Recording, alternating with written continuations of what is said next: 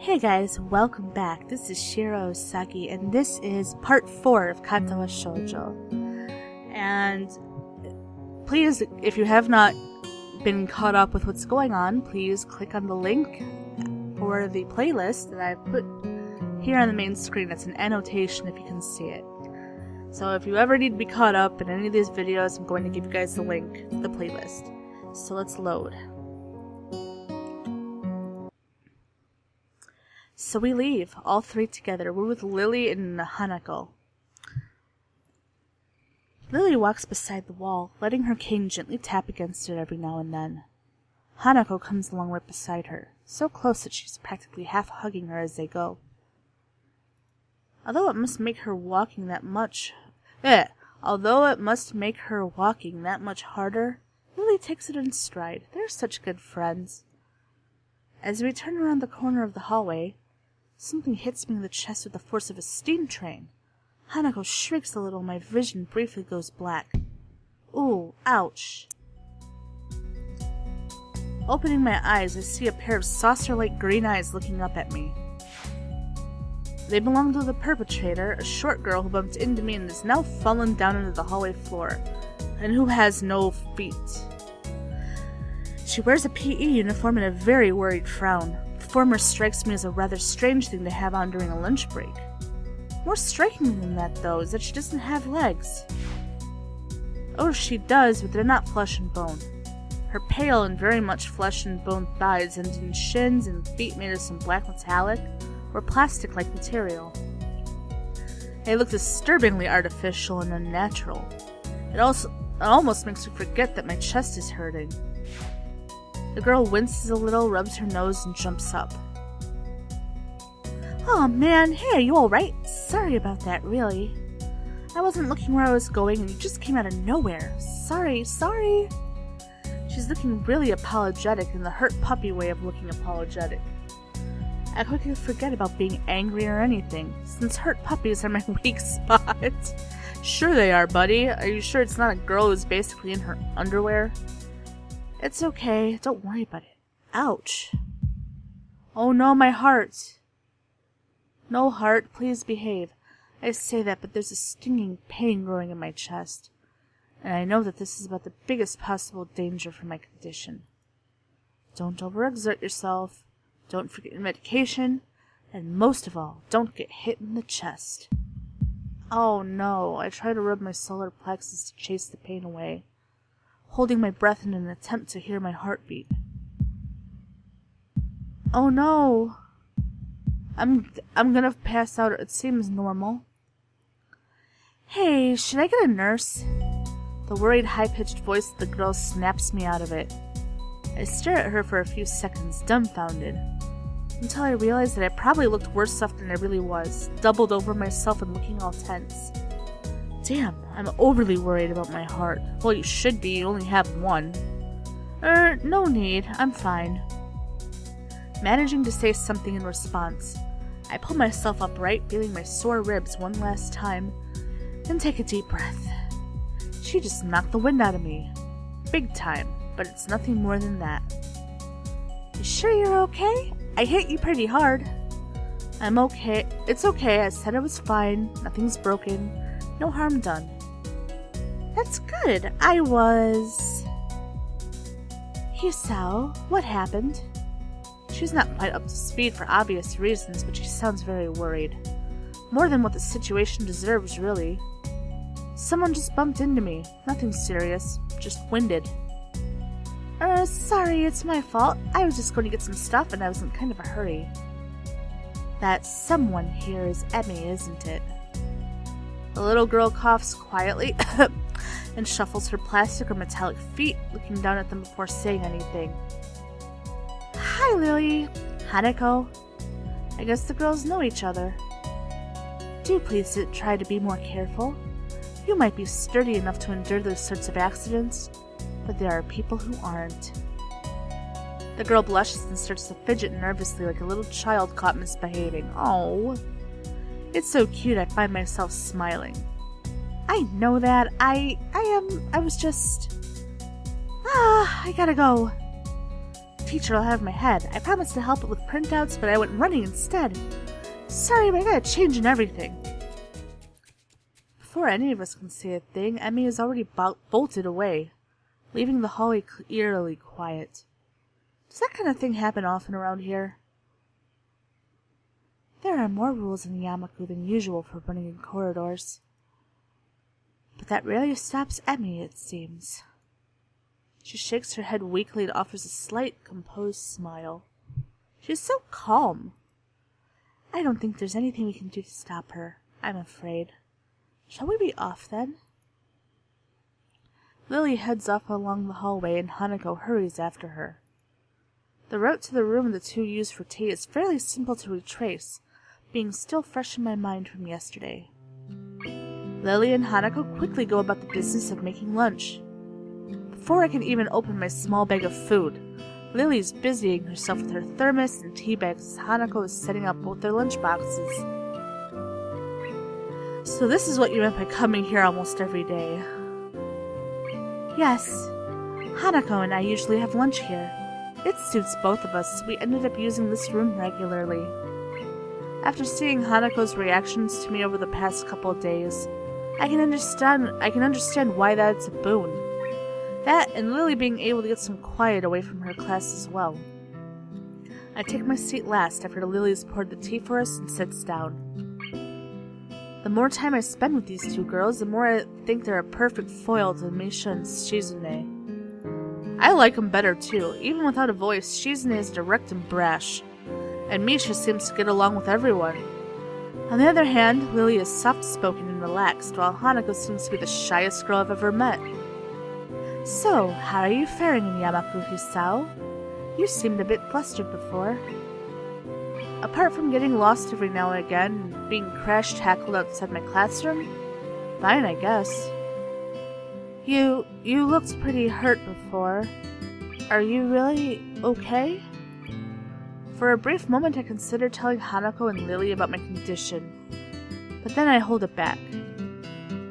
I can't tell why, but for some reason I feel uncomfortable talking about it to these relative strangers, even if they have been pretty friendly. Yeah, it's nothing. I was just a bit startled. Judging from the two girls' expressions, I don't think that they're buying it, but what I assume is their way of respecting my privacy and they don't press the matter. Guess it's one of the unwritten rules around here. Don't ask. Even if people's conditions are obvious, like Hanako's, there's still bound to be a story involved. Everyone has things that they don't feel comfortable speaking about, and I think everyone here recognizes that. So, how long have you been in this school? You both seem to know your way around pretty well. Well, I've been here since the start of high school, but only moved into the dormitories a year ago. Hanako joined at the start of high school as well, and moved to the dormitories when she did, if memory serves me right. That's right. Since high school. So you've known each other since then. Since I moved, yes. Hanako lives next door to me, so it's only natural, right? Right. Yeah, of course. Living next to someone is probably reason enough to befriend them, though I'm guessing that Lily's blindness played a part in it as well. Oh, so she couldn't see her scars and stuff. That's so sad. I can't imagine Hanako easily making friends with someone who has to deliberately avoid looking at her scars. With the immediate conversation dried up, we start to eat our lunch. It isn't long before the bells are signaling the end of the break. Like me, the girls pack up their lunches as efficiently as they set them out. I guess I'd better be off. Are you going to go with Hisao, Hanako? Hanako looks up at me, and for a second I can see that she's considering skipping class. Maybe just to avoid walking to the classroom with me. Yes. I don't know what to think of it. Hanako really is delicate to the point of breaking if looked at in the wrong way. It makes me a bit nervous too, but I push the feeling aside, trying to be as natural as I can. We should hurry then. Class has already started by the sound of it. Lily gives a nod of farewell as she bends down to take her cane, Hanako and I filing up before her. We walk quickly down the empty halls to our respective classes. As we reach the door to Lily's 3-2 classroom, she turns towards me. Hisao, thank you for sharing lunch with us today. She's so polite. My pleasure, Lily. And with that, we part ways. Lily entering her classroom and leaving Hanako and me to make off to our own. She's still looking like she wants to run away. So, do you really want to go back to class now? Yes. Okay, then. I feel like I should say something more to her, but it's hard to come up with anything that would be appropriate and safe enough. And Lily was right. The more time we spend out here, the more explaining we have to do. I open the rear door to class and walk in. The teacher looks up at me and opens his mouth to say something. However, as Hanako follows me in and closes the door, he simply nods to us and continues his lecture. This is the third time that Hanako has had her truancy practically ignored. There's definitely something going on here. We make our way to our seats, and I notice that Misha and Shizune are both missing as well. I wonder if it's some form of informal agreement with the staff, or if it's a perk afforded to the unique students of the school. Trying to make as little disturbance as I can, I extract the relevant textbooks from my bag and start catching up. The class goes on quietly. The teacher seems like an okay person despite the weird first impression I got, and the material is relatively interesting. However, the way he teaches is really bizarre. It's as if he expects that everyone's a natural genius. Those kind of teachers are the fucking worst. When the final bell sounds, I realize that there's still a lot of time left in the day, and I'm left wondering what to do. It's odd. The hospital had 24 hours a day of free time, but here filling the considerably shorter hours feels difficult. Everyone else leaves, and I'm left alone with the teacher. Mutou is examining the assignment sheets we were working on earlier, marking them with a red ball pen. Raising his eyes from his papers briefly, he notices me and furrows his brow. What is it, Nakai? I jump at him addressing me, but I guess it's natural to spark some conversation, since there's no one else around. Nothing. Thinking about what I'd do after school. The teacher slowly puts the cap on the pen he is holding and arranges his papers into a stack, clacking it against the desk twice. He seems very methodical, and for a brief moment I'm reminded of Shizune. But the teacher is more unhurried and relaxed, much more routine. You have no plans? No, I considered joining a club, but I don't know what kind of club would interest me. Go observe a meeting of someone else's club. Might pique your interest. I guess. But I don't know how to continue from there. Mutou looks at me in a way that makes me quickly want to take the words back to avoid a conversation. But I can't, so I have to forge ahead. I just don't know how to deal with people, the other students. I'm talking to people and everything, so it's not that I'd be isolated or anything. I just don't know what to think about the disabilities. It feels that I'm just being impolite if I pay attention to them, and it's weird to ignore them. Damned if I do, damned if I don't. The teacher scratches his cheek absent-mindedly, looking very unresponsive. These things are only an issue if you make them one, just like the librarian said. You can talk normally with someone even if they are blind or something. Try not to look behind the superficial. There's not a single student here who isn't just a normal kid behind whatever they might seem at first glance. He says the same thing as Yuko did. This game is teaching a very valuable lesson. Don't judge people based on a disability, because really, aside from that, they're most likely a normal person like you. I know they're right, but it's hard. How can you not consider, for example, Shizune's deafness, when the only way to communicate with her is to talk through Misha? Or Hanako, it's not like you can ignore her face. But I'm interrupted by the door of the class suddenly slamming open. Teacher! Misha crashes in, hands straight in an enthusiastic greeting, her voice loud and lively enough to wake the dead from their graves. She starts toward the teacher's desk with her bouncing step, hands energetically swinging with the rhythm. Mutou, visibly dismayed at the interruption, and Misha in general, slumps in his chair. Mikado. Misha stops in her tracks and looks around cluelessly as if she's sensing from his tone that something's wrong but has no idea what. Yes? We have talked about volume control before. Yes. But she doesn't lower her voice at all and the teacher just rubs his eyes. So, what is it? We need help. We are running out of supplies for the festival stands. This is a distress.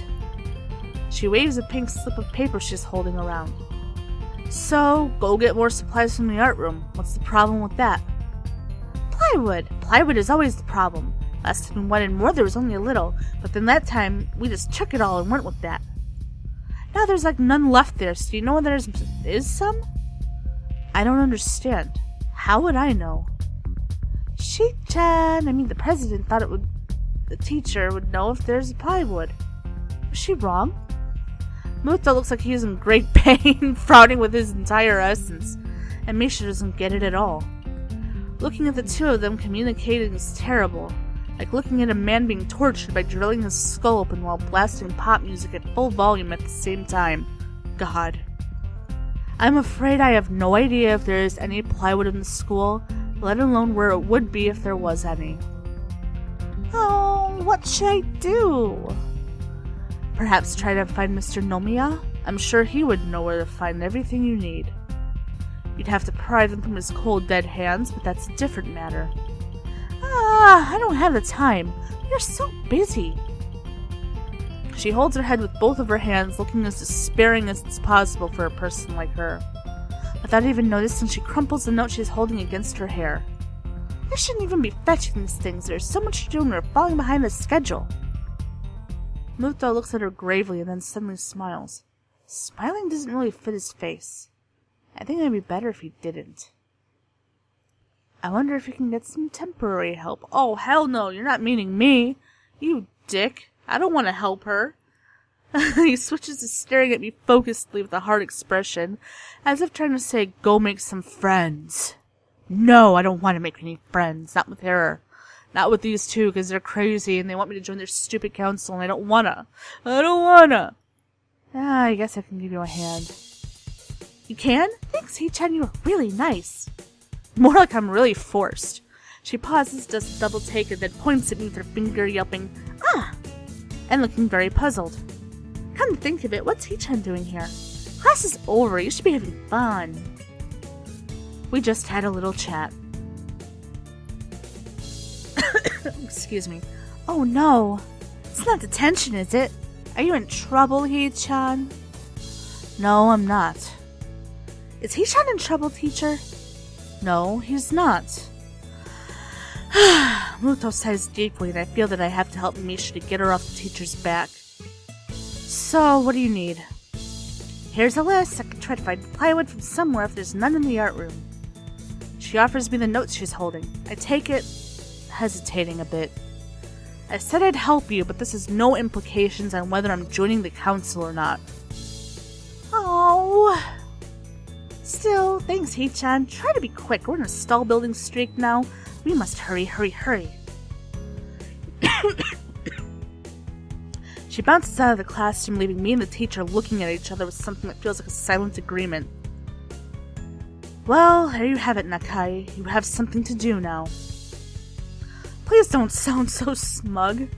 Looking at the list with the number of items ranging from paint to plywood, all written with small, neat handwriting that it is undoubtedly Shizune's, I have a sigh. I'll be going then. Sorry, guys. Waving the long list limply at the teacher, I exit to the hallway. The classrooms closest to ours are designated belonging to classes 3-1 and 3-2 on the right side, and 3-4 on the left side, and each door looking exactly the same. And that is where I'm going to stop for this part. This has been part 4 of Katawa Shoujo. And before it gets too intense with helping them find plywood or whatever the hell it is they need, I'm going to call it stop here. If you like the video, if you like the game, give the video a like. If you haven't subscribed to my channel, please do so. Pretty please. Thank you so much for watching. So much. I really do appreciate you guys. And as always, I'll see you in the next video. Bye-bye!